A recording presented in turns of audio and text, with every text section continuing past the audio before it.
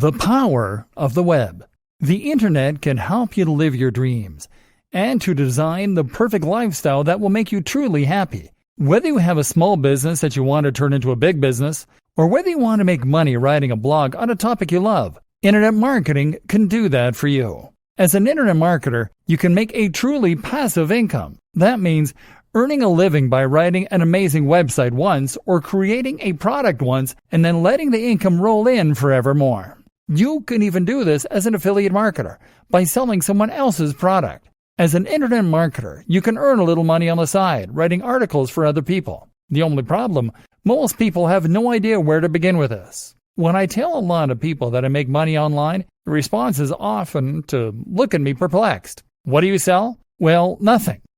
Where does the money come from? I actually had to promise my grandma that what I was doing wasn't in any way illegal, because she found it so hard to understand that I can make money without leaving the house. My sister recently decided she no longer wanted to do her current job and said that she'd like to start online like me. She asked me how she could get started, what she needed to learn, and what a good resource would be for her to begin. And I was just kind of lost for words. Truth be told, there isn't a really great resource out there for people just getting started. Truth be told, there is a huge amount of misunderstanding regarding what internet marketing is, what it's capable of, and how you should get started with it. This is why you see so many businesses get it entirely wrong. Have you ever visited a business site only to see that it looks completely unprofessional and cluttered? Have you ever visited a brand's social media page to see that it hasn't been updated in months? Or that what is there is just uninspired and unlikely to convince anyone to buy from them?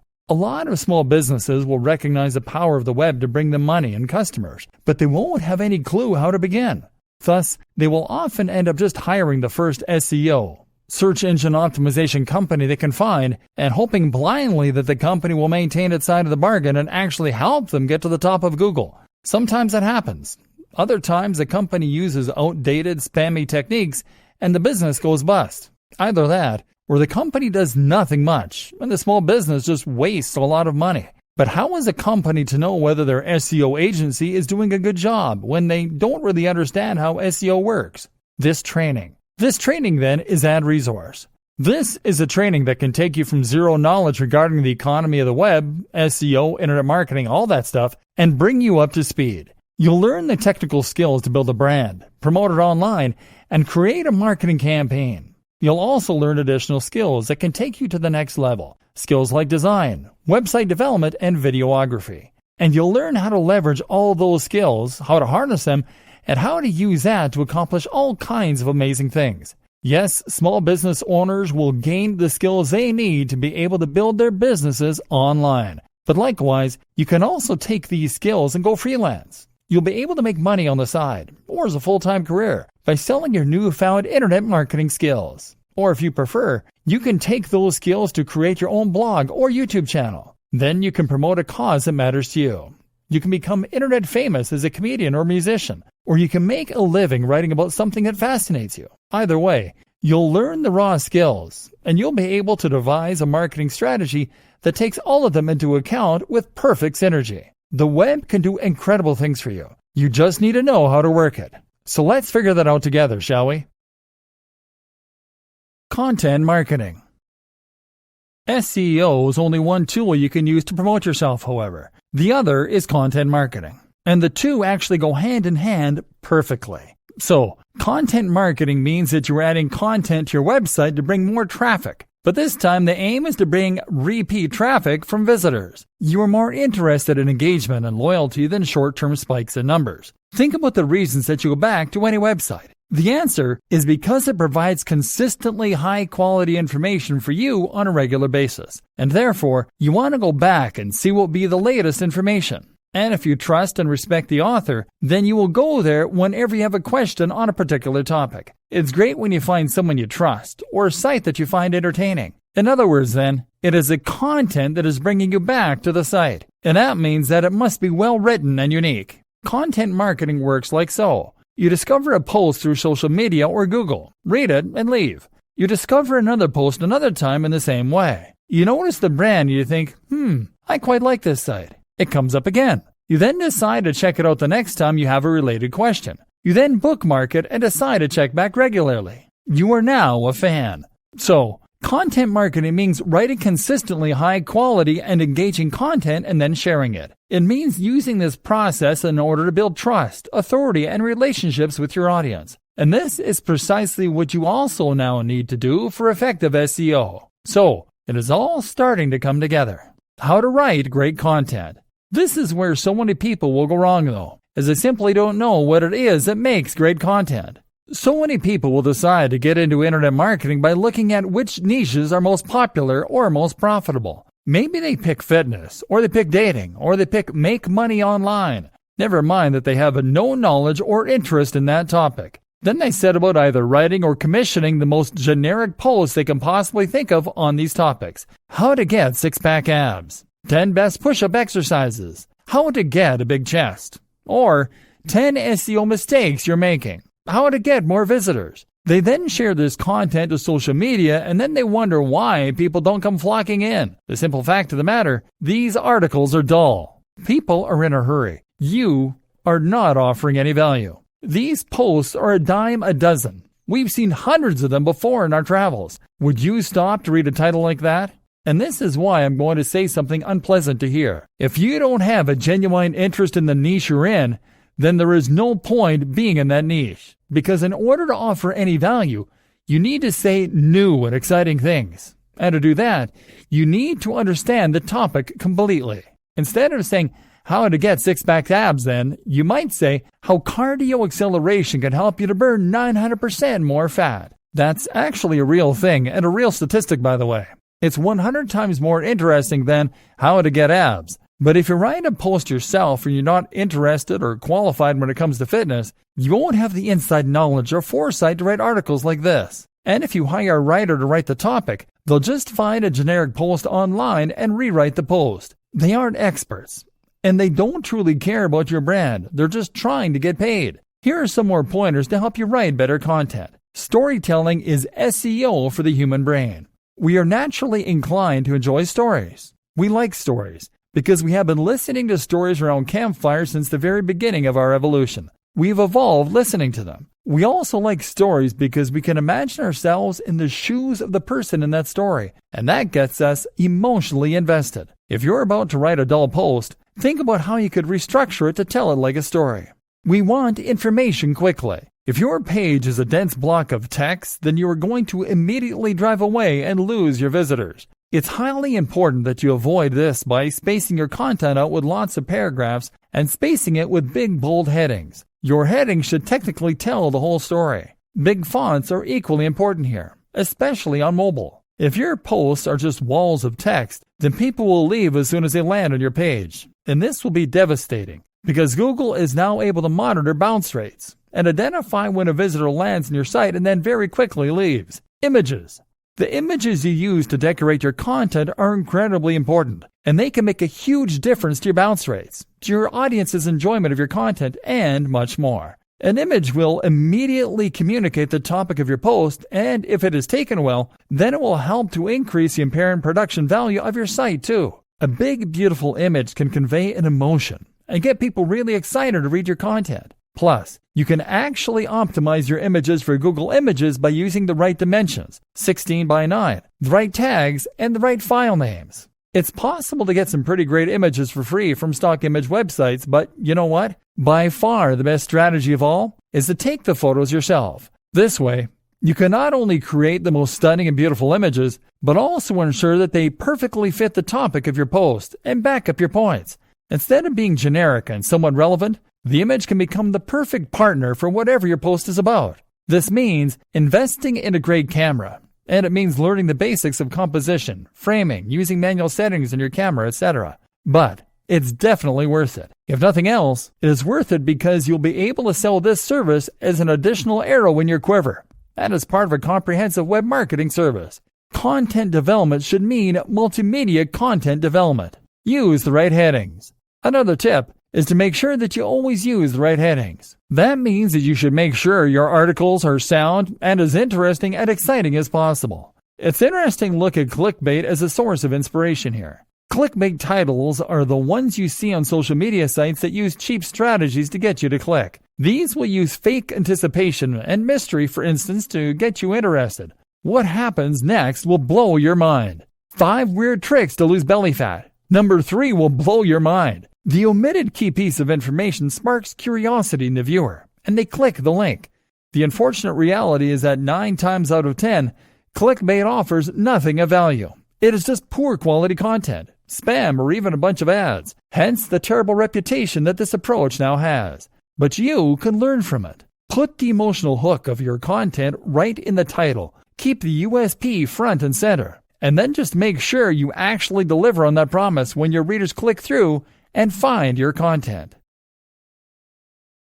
An introduction to SEO.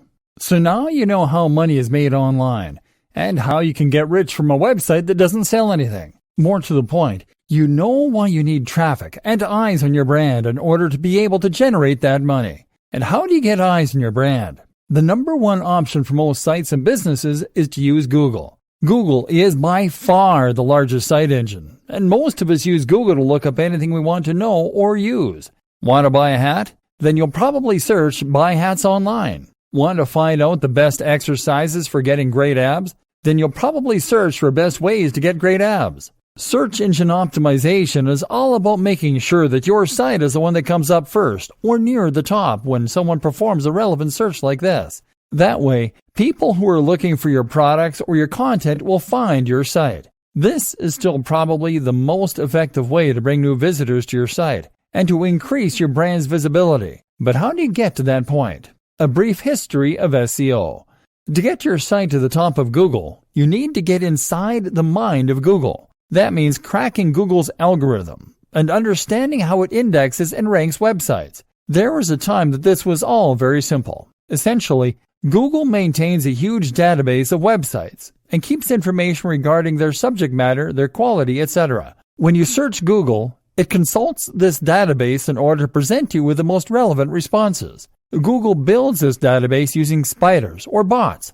These are programs that trawl the web in order to scrape content and add it to the index. To find new pages, these bots will follow links on pages that are already in the index. Google decides which content is a good match or not, at least partly by looking for exact phrase matches. So, if you search for the term buy hats online and there's a website in its database that uses this phrase several times, it will consider it a match. It also considers quality, and one of the biggest indicators of this quality is the inward bound link. The reasoning behind this is that if a website has linked to your website, then it must approve of your website. This looks like a testimony of sorts, and so the more links that point to your site, the more important and high quality it is thought to be. And back when Google first launched, this was pretty much the only thing you needed to know about SEO. To get to the top of Google, you just needed lots of content that would use the same keywords over and over again. And you needed to get lots and lots of links pointing to your site, ideally from relevant sources. So, if you wanted to build a website about making money online, you would start by researching keywords. That would mean using Google's keyword tool in order to see which queries related to your topic were the most popular among users. In other words, which phrases get searched for the most. Let's say you then pick make money online. From there, you then start adding new articles to your website, each containing the phrase make money online a few times per paragraph. And on top of that, you then write content to submit to other websites, perhaps some content farms like eZine articles back in the day. Content farms are sites that let anyone add new content to their pages. This means that you could write 100 articles a month on how to make money online and ensure that each one included a link back to your website, using the anchor text make money online. And with time, these practices would be enough to ensure that you got to the top of Google. But that was then. SEO is much more complex, and in many ways, it has evolved to the point of being something completely different. So, let's examine what it involves now, shall we? A penguin, a panda, a pigeon, and a pirate walk into a bar. Google was once simple, and the web was like the Wild West. Whoever drew fastest would ultimately emerge victorious. But there was an obvious problem with this, because it meant that anyone could get to the top of Google without there being any real necessity to create a high-quality website. You could write the lowest quality content in misspelled broken English, and you could cover it in spammy ads. But as long as you had lots of keywords and lots of links, you'd still come out on top in the results. That meant that people who used Google would end up getting burned because they'd click on low-quality results. And if that carried on, Google would risk losing customers. If every time you searched Google, you found websites that were trying to steal your credit card information, you would probably eventually stop trusting Google. It got so bad that people even started using article spinners. These were tools designed to copy other people's content, replace all the words with synonyms, and then publish it. The result was an unreadable jumbled mess, but it was enough to crack the system. Remember, Google is just like any other website owner. Their customer is the advertiser, and therefore the visitor. They have no loyalty to the website owners, and they are under no obligation to ensure that you keep getting traffic. So, Google evolved. Google changed its algorithms to become more sensitive and smarter. Now, if Google detects attempts to game the system, it can penalize content that was designed to trick Google, and that wasn't offering any quality in return, and it could ensure that only the best quality got to the top. Google's algorithms rolled out, each with a different name, and each of which would shake up the market in a huge way. For example, all Google's updates and what they mean for a good SEO strategy. Panda. Panda was the first big algorithm update to launch, and this was designed to penalize all those sites that had plagiarized their content, that had used spam, or that had used keyword stuffing.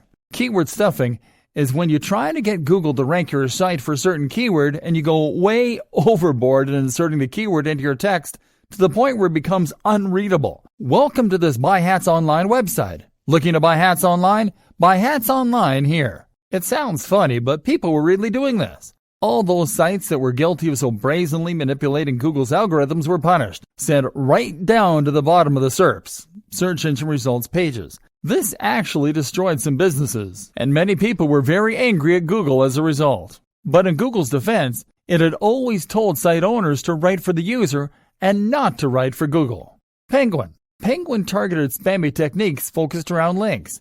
All those sites that had created hundreds of thousands of links on low-quality sites were penalized. Fortunately, Google also presented a links disavow tool that site owners could use to disassociate themselves with low-quality links. Google emphasized the importance of quality links over quantities of links. In other words, if you get a link from the BBC, then it will be worth infinitely more than 1,000 links from e-zine articles, simply because anyone can get links from e-zine articles, and a link from the BBC is a genuinely impressive testimony. The best way to think of this now is as a game of degrees of separation. Certain sites have much more clout than others. A site with an edu domain or a gov will have a lot of authority and trust to begin with. Likewise, sites that come up in Google's news section also must carry a lot of influence. If you can get a link from one of those sites, then this could change your fortunes overnight. But failing that, you can try getting a link from a site that has a link from one of those sites. Failing that, get a link from a site that has a link from a site that has a link from a site that has lots of authority and trust. In other words, get as close to the most influential brands in your niche as possible to reap the major rewards. Pirate. Pirate focused on stolen content and copyright breaches.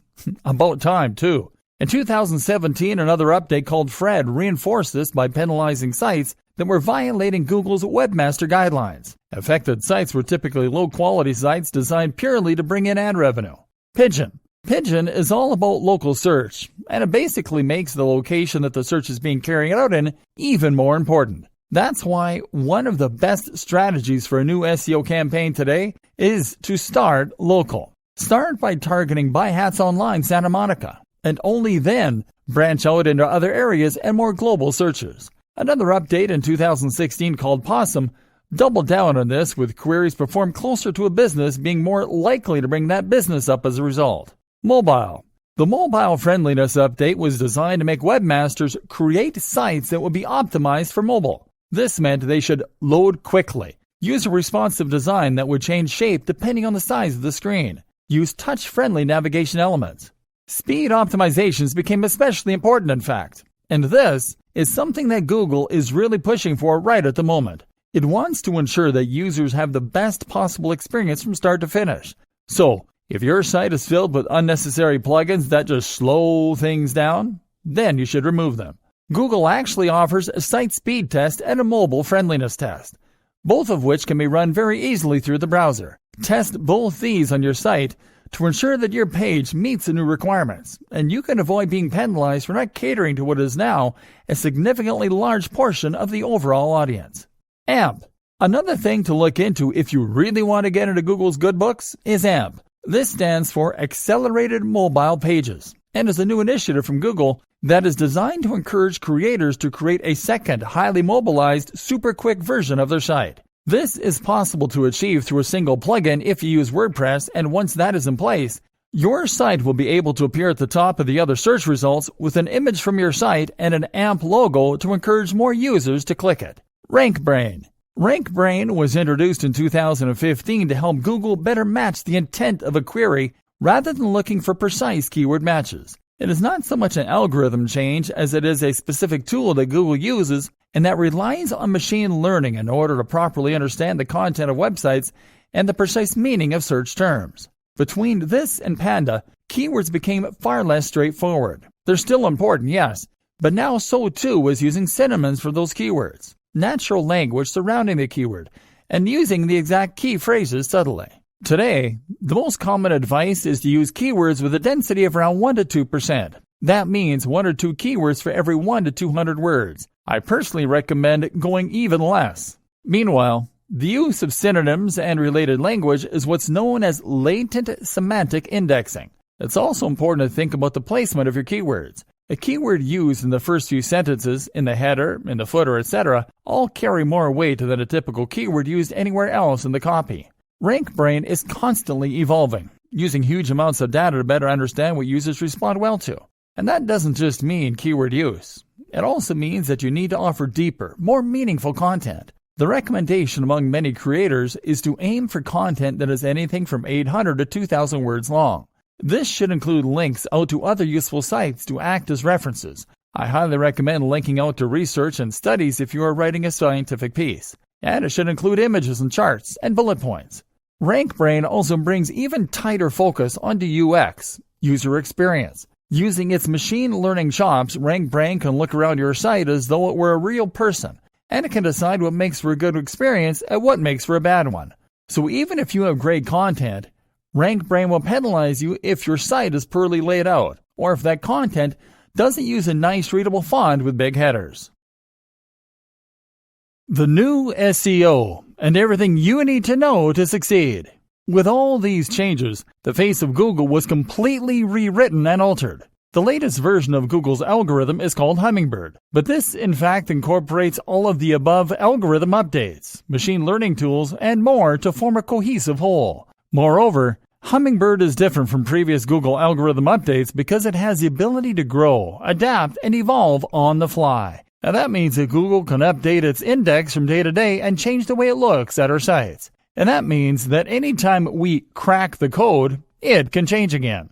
It means we can't settle into a rhythm thinking that we've figured out how to do SEO because it will change again. So instead, all we can do is to understand what it is that Google wants and to ensure that our goals are aligned with Google's. And what does Google want? As I said earlier in this training, it wants to serve the user. It wants people to find the content that they are looking for. It wants that content to be high quality. And it wants them to have a good experience with it. Because that way, they will have a good experience with Google. And that way, they'll be much more likely to come back for more in the future. So your aim, difficult though it might be, is to try and forget about Google on the whole. You should keep keywords in the back of your mind. Every now and then, try to target a topic that is being searched for but isn't highly competitive. Occasionally, give your headings catchy names. But do not write your content with the main aim of impressing Google. Aim to deliver the best possible experience for your audience. Associate with only the highest quality brands that have a similar ethos and message. Write content that is comprehensive, original, and interesting.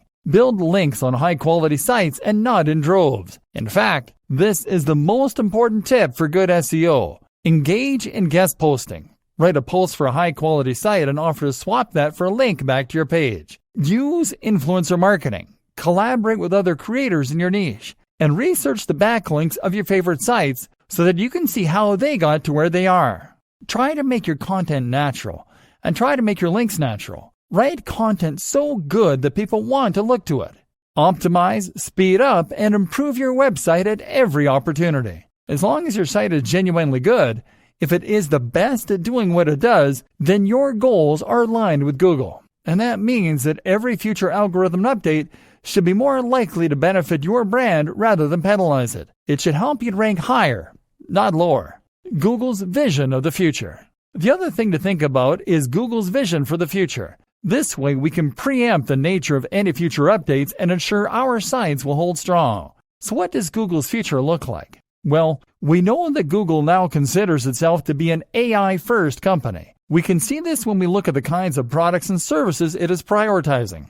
Google Search on mobile has evolved to become Google Assistant. Google now wants you to be able to talk naturally to your voice assistant, and for it to answer you with relevant information it has pulled from the web. This explains the importance of RankBrain. People don't search Google Assistant by saying, buy hats online. They search Google Assistant by saying, hey Google, where can I buy some hats? This means that Google now needs to understand not only the words you say to it, but also the meaning behind those words. So, avoid the temptation to focus on distinct keywords and move more towards answering questions, providing services, and filling niches that you see in the market. Remember, Google will only get smarter. So, if things like beautiful, well-composed images don't matter yet, then they will soon. And if Google is only so-so at checking grammar at the moment, it will get better.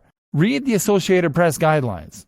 Learn how to write using the inverted pyramid style. And seeing as Google Assistant will occasionally bring up a website to show the user on their phone, make sure that your site is well suited to being quickly loaded on a mobile device. You should definitely look into using AMP formatting for your websites if you want to get more traffic to the mobile version of your site. As mentioned, this can be done easily through a single plugin. At the very least, make sure your site is speed optimized and make sure that it is mobile responsive and has an easy UI for touch input. Avoid hover over menus and the like. You should also make sure that you are using Google's markup language for rich snippets.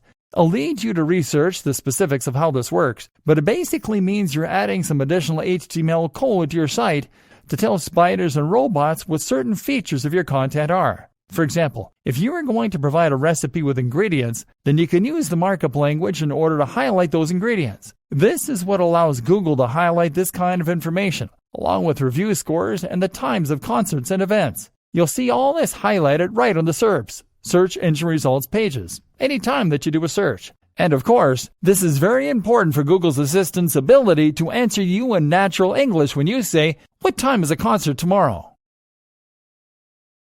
The economy of the web.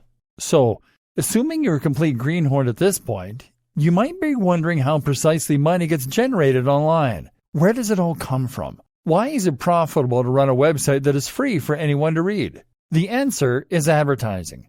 If you create a website and place adverts on it, then you will get paid by the advertisers, depending on how many people see your website on a given day. The simplest way to explain this to someone unfamiliar with internet marketing is to say that it is the precise same business model as the one used by free magazines handed out at your local subway stop. These magazines don't cost anything to read, but because so many eyes are on them, the publishers can charge advertisers large amounts to show their ads.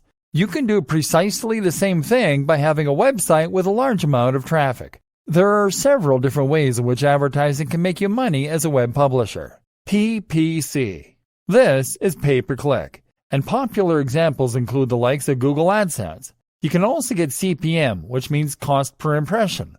PPC pays out when someone clicks on one of your ads, and CPM pays out each time an advert loads on your site. You sign up to the ad network, get given some code, place it on your site, and start earning. Banner ads. Banner ads are much more straightforward. These are agreed with the advertiser on a per-month basis, and you'll simply get paid a fee by that advertiser each month that the ads are displayed. Affiliate marketing. Affiliate marketing is a big aspect of internet marketing, and it's actually one of the principal ways that money gets made online. Here, you get paid commission if someone buys a product that you recommend. So let's say you're a big blogger who writes about fitness. You might then recommend a certain protein shake, and each time someone buys that shake using the link you're provided with, which is how they know you sent them, you will earn 30% of that sale. The more persuasive you are, the more visitors you have on your site, the more you can earn. There are various other variations on this theme, In white label dropshipping, for instance, you sell a product that you brand as your own, but each time a sale is made, a manufacturer will do the work and send out the item while taking a cut of the money. Sponsorship.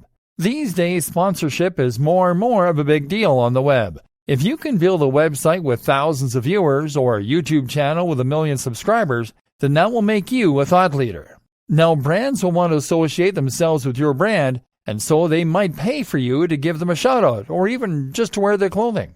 This is how your general blog will make money online. But of course, there are many different types of businesses that run and thrive online. That's because these days you can sell pretty much anything online. Often then, your business will simply sell a product or service. If you are a law firm, then you make money through your website every time someone calls up and secures your services. If you have an e-commerce shop selling CDs, then you make money each time someone buys a CD. And these days, more and more creators also sell digital products. So a digital product is simply a product that isn't physical. So this isn't a car or an ornament, but rather it is an ebook or an online course. The advantage here is that anyone can make a digital product. Often it is just a PDF. What you are really selling in this case is the knowledge. Likewise, a company can sell digital services, which means they'll be selling article writing, web design, search engine optimization. In other words, they'll be selling things that the other sites can use in order to be more successful selling their products. Whatever the business model of the website, social media channel, or YouTube channel, the constant truth is that more traffic equals more money. The more people view your site, the more advertisers will want to work with you. The more you'll be able to sell products for commission, and the more you'll be able to sell your own products or services. That said, there's one thing that is actually more important than traffic, and that is engagement. In other words, do the people who come to your site go there because you have advertising everywhere? Or do they go there because they love your brand, and they're curious to know what you're going to write about next? It's the true fans that are likely to buy your products and to follow your recommendations. They are the ones you want on your site. The balance of power. In each of these different business models, the balance of power is slightly different. Your aim is to ensure that the balance is in your favor as often as possible. So, for example, if you are making money from PPC, where do you think you are in the ladder? You're right at the bottom. Somewhere at the end of this long chain, someone is making a purchase. AdSense means that an advertiser is paying Google for each visitor, and Google is then giving you a percentage of that money. So not only do you have Google as a middleman, but you are also losing a customer, normally for only a few cents. That customer is then heading over to another website, where they are making the other company more money. You know that on average, each customer is worth more to the advertiser than they are to you. Otherwise, the advertiser wouldn't have the money to pay for your adverts. It wouldn't be profitable. So, you should think long and hard before covering your website and ads and calling it a day. If you go direct to an advertiser and get paid per month for a display ad, then you'll be a little higher up the ladder, because you'll be making money directly from the advertiser without anyone taking a cut in between. Better yet is to be an affiliate marketer. Affiliate marketers often make very large cuts of the overall profit, and in the case of digital products, this can sometimes be as much as 70% or even 90%. The product owners don't mind giving away so much profit because they wouldn't have made the money themselves anyway. This is in addition to what they're already making from their own sales, and the more commission they give away, the more sellers they attract to help them sell units. But you're still giving away some of the profit, and you're still not in control of the brand. Moreover, you are still sending someone away from your website in order to make that cash. And this is why it's better yet to have your own product whenever possible. And if you're a business that sells an actual physical product or a useful service, then you will still be in the strongest position possible. Then again, there's nothing to stop you from having multiple different revenue streams on a single website. You can run a blog that makes money from AdSense, also has a paid banner at the top of the page, also recommends affiliate products in the body of the blog post, and also sells an ebook. And why not offer a consulting program on top of that? Either way, this is what makes the web go round. Well, that, Google, and content. The power of video for massive influence and engagement. My aim is to teach you to become an internet marketer, so that you can promote your own website, or so that you can promote someone else's, so you can run a business, or so that you can create an SEO service. But I don't just want you to be an internet marketer. I want you to be a cut above the rest. And that means getting real. What do I mean by this? I mean that you need to stop doing all the bits that are easy to do at home on a computer, and to instead start getting involved in real business. This means that you need to go to those networking events I mentioned earlier. It likewise means you need to make videos. Get in front of the camera, learn to edit, invest in some good quality background music. Yes, it can be stressful, and it's something that might not come naturally to you. But if you can create high-quality video as well as high-quality content and SEO, then you will be leagues above most of the internet marketing gurus out there. Video can make all the difference to your marketing campaign. Firstly, that's because it is something that a lot of people can't easily do. If you have a good camera, if you know how to edit, if you can present yourself well on camera, then you immediately set yourself apart as a professional. Now you are someone to be listened to and trusted. On the other hand, if you are just running a website and filling it with articles and stock images, from the perspective of your audience, you could very well be a kid in your mom's basement. There's nothing wrong with that per se, but if you're trying to establish trust and authority, then a video will go a long way. Likewise, a great video is also a perfect tool for increasing the amount of engagement with your audience and building a stronger relationship. Trust me on this one. If you have a YouTube channel that is moderately successful, you'll build a much more loyal and engaged following than you would through a website alone. For many creators, this is the big change they need and can make a huge impact to their growth. That's because talking on film means they get to know you. They're more likely to watch all the way through because video is naturally more engaging, and you can convey more emotion with music, clips, animation, and more. So, don't be afraid of this step. It could be the crucial difference that defines your success going forward. Invest in a good camera and step in front of it. And as an aside, if you're selling a product on a landing page or promoting a business through a homepage, then adding an explainer video or persuasive sales video can make a massive difference. So many companies struggle with the single most basic and important job of any homepage, explaining precisely what it is that business does. I really have a pet peeve of landing on a business site and being told that it uses cloud-based solutions to provide synergistic process fixes through VAS and POS software systems. Showing off with clever words does not make sales. But having a video that plays automatically and explains clearly and concisely what the business does will. Social media marketing done correctly. Social media marketing is one of the hardest aspects of internet marketing for a new business to understand, but it's also the one that makes the biggest difference in many cases once it finally clicks. The aim of social media marketing is not only to get your articles seen by lots of people, but also to create a community around your brand. It is to talk directly to your audience and to get them to trust and like you. You need to make them think of you as a friend or as a trusted company that they can get behind and rely on. Your aim is to use social media as it is designed to be used as a communication tool. The problem is that so many internet marketers and small businesses see it instead as nothing but a podium for their marketing. They post things like, "Try our new product today," and "Find out why we're the best in the business," and wonder why engagement is low. Would you bother to follow a Twitter account if that was all it ever posted? Instead, you need to provide the audience with value, which means providing them with more of what they came to get from your website. You do this by sharing links and posts, but also by sharing images and tips. You need to demonstrate quickly to your audience that you are providing this value through your social media, and the best way I know to do this is to include a widget on your website showing a feed from your Twitter and Instagram accounts.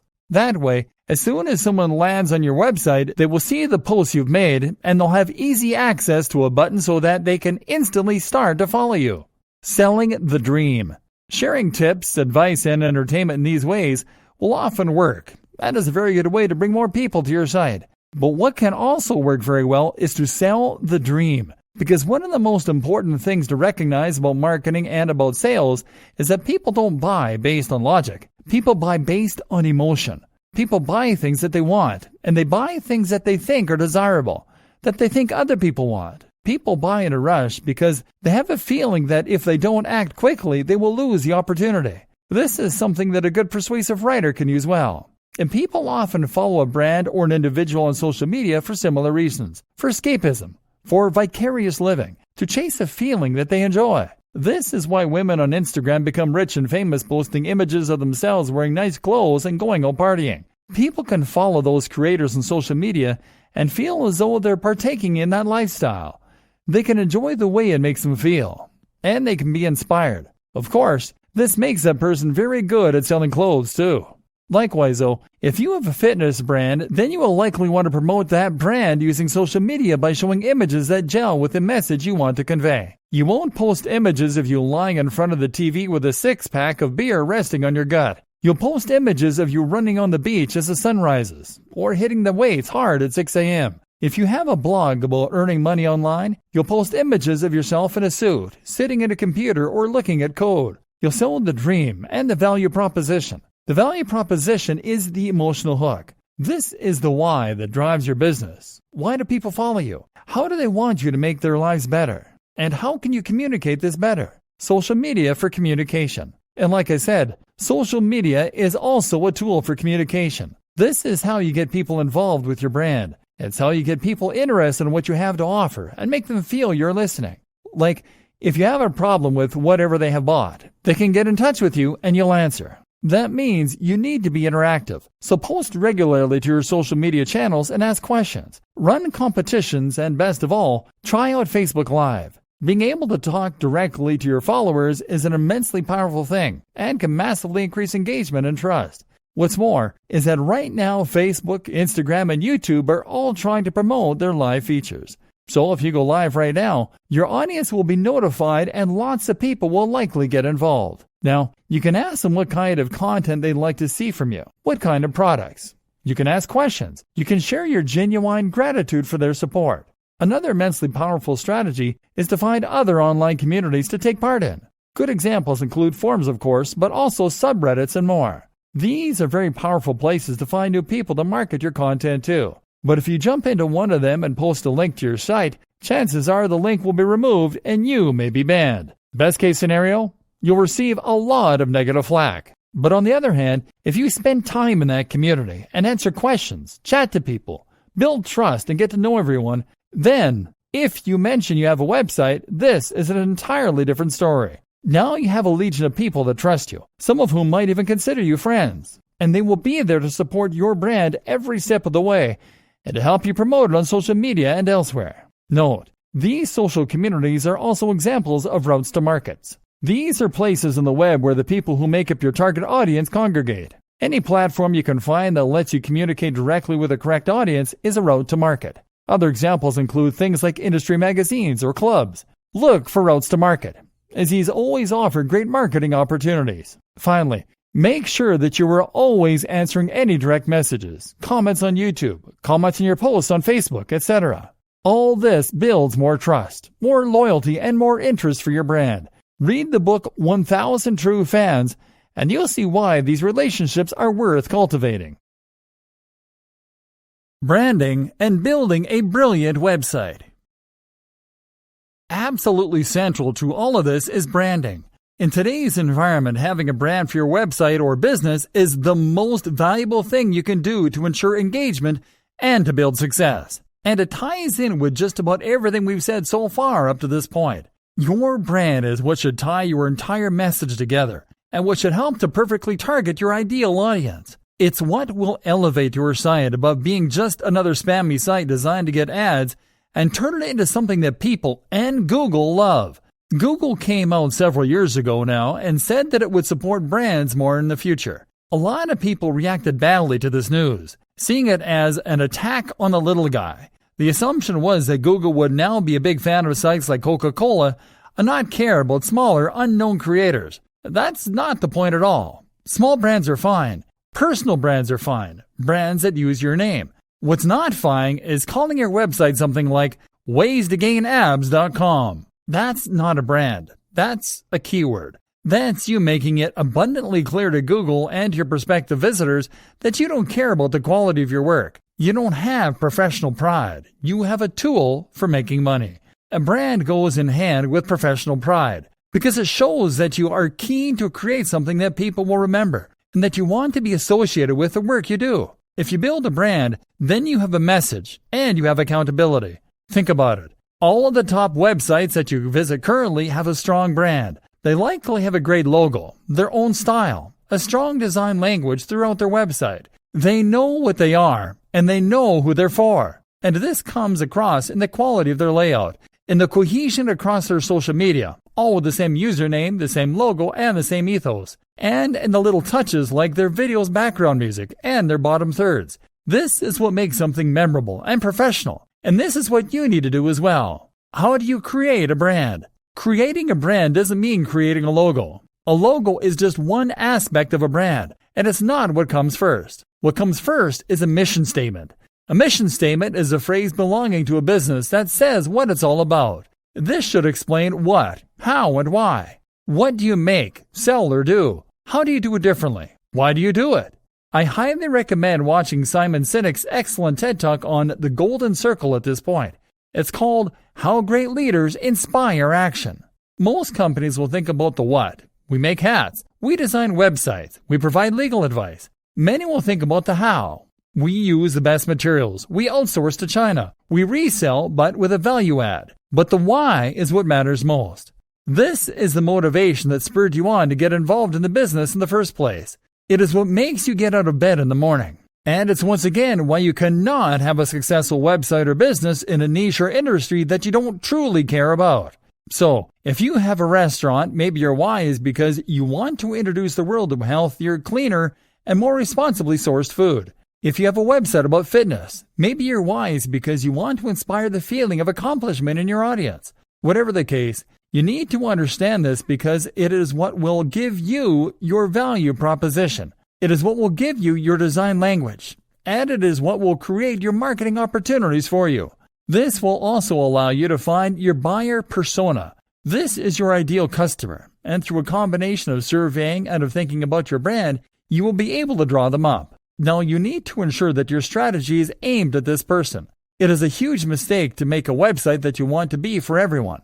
If you do that, then it won't be particularly interesting or inspiring to anyone. The key to remember is to make people into real fans. Remember, content marketing and new SEO are about the quality of your followers, not the quantity. You want engagement. Ask yourself, is yours the kind of brand that someone can be a fan of? People just don't know about Apple. They are fans of Apple. People are fans of Tim Ferriss. They like what these brands stand for. They feel they know them. They want to associate with them. To get to that point where your site is inspiring to people, you need to stand for something other than getting clicks on your AdSense, web, and logo design. With all that decided, you can now go about designing your logo and your website. The logo should be simple. It should be minimal, and it should be versatile. This logo will be used across all your social media, on your website, etc. You need to avoid being cliché while at the same time making it clear what your site is about and who it is for. In an ideal world, the combination of your logo and company name should be enough on their own in order to let the right people know that your brand is for them.